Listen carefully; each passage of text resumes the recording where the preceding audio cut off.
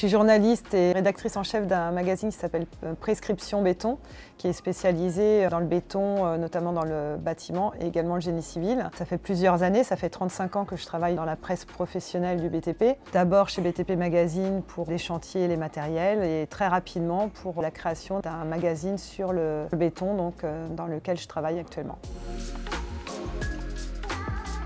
Alors moi je pense que l'une des grandes innovations de ces dernières années, c'est la robotisation modulaire et notamment dans le second œuvre, parce que ce sont des systèmes qui permettent de reproduire de manière extrêmement précise des gestes très techniques sur les chantiers, donc qui permettent en fait de soulager l'effort et donc la pénibilité et donc les TMS, les troubles musculo-squelettiques. Donc ces technologies en fait me paraissent effectivement les plus pragmatiques par rapport au quotidien du chantier.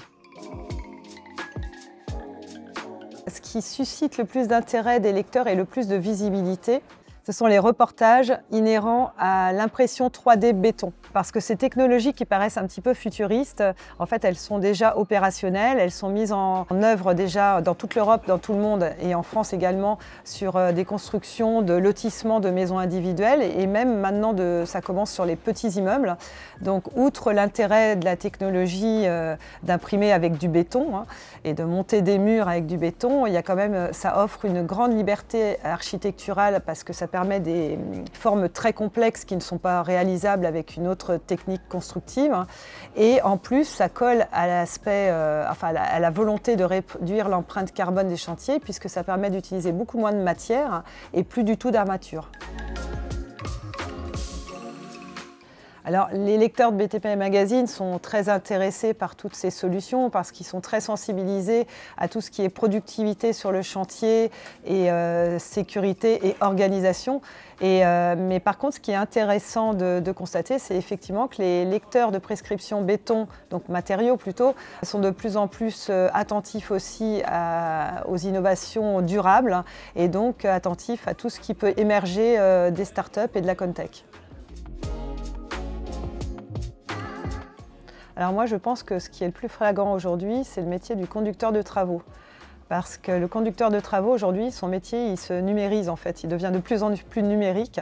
Il doit apprendre à jongler avec les datas, les données, avec les outils collaboratifs et aussi avec les outils de suivi de chantier. Donc c'est vraiment un métier qui évolue dans ce sens-là et je pense que la vraie rupture, elle est là en fait.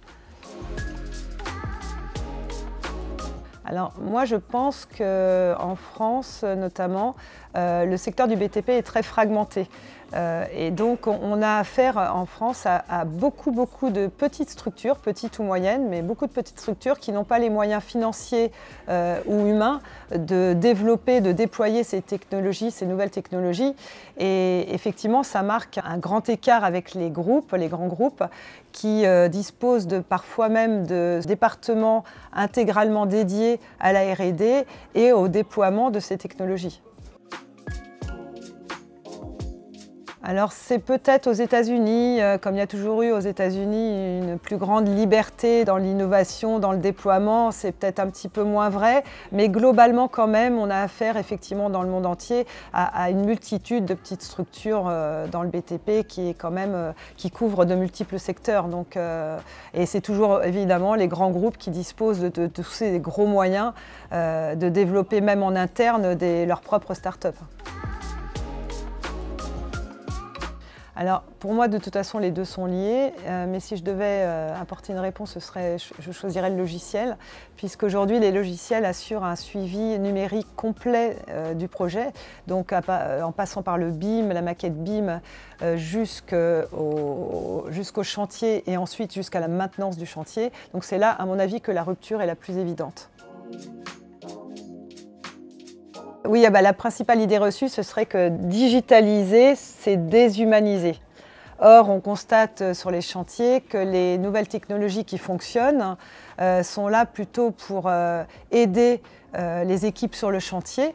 Elles sont là pour simplifier, pour sécuriser et elles ne vont pas remplacer l'humain, elles vont le soutenir plutôt.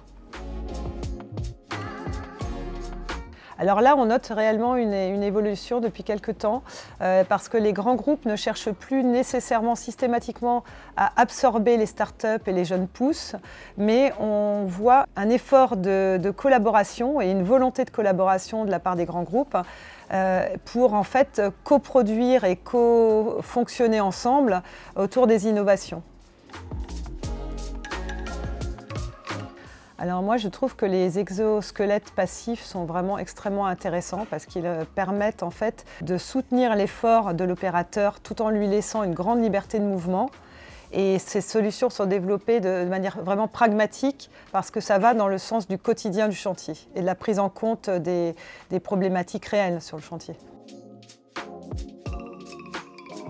Alors sur les chantiers, on le voit de plus en plus, la recherche automatique des non-conformités des ouvrages sur le chantier qui permet par des images ou par des vidéos de repérer et d'ajuster en fait les erreurs potentielles sur des ouvrages. Et ça, c'est déjà quelque chose qui est mis en œuvre actuellement sur les chantiers. On voit aussi de plus en plus de l'IA pour l'auscultation des ouvrages. Donc ça contribue à la fois à la qualité et à la sécurité de l'ouvrage. Alors moi je pense qu'il faudrait davantage mettre l'accent sur les cas concrets plutôt que sur les promesses parce que les innovations ne sont pas toujours spectaculaires. Ce sont parfois des petits détails qui permettent au process d'être amélioré et c'est à mon avis ça qu'il faudrait davantage valoriser.